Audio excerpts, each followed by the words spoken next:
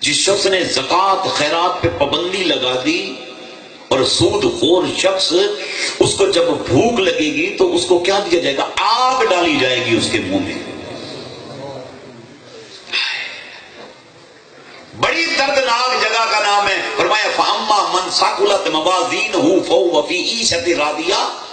قیامت کے دن عمل تولوں گا، جس کی نیکیاں بڑھ گئی داخل جنت کروں گا. وَأَمَّا مَنْ خَفَّتْ مَوَازِينُهُ فَأُمُّهُ هَاوِيَةٌ.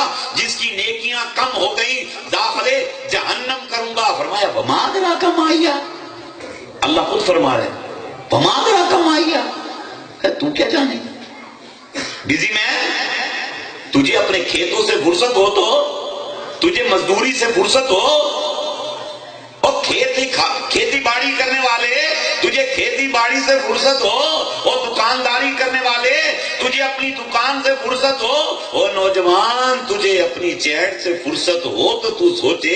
اللہ فرماتا ہے وما ادراک ما ہی، تو کیا جانے جہنم کیا ہے. فرمایا نار حامیہ، دہکتی ہوئی آگ ہے، آگ ہے، وہاں آگ کے بھانپڑ بھڑک رہے ہیں. استغفر اللہ.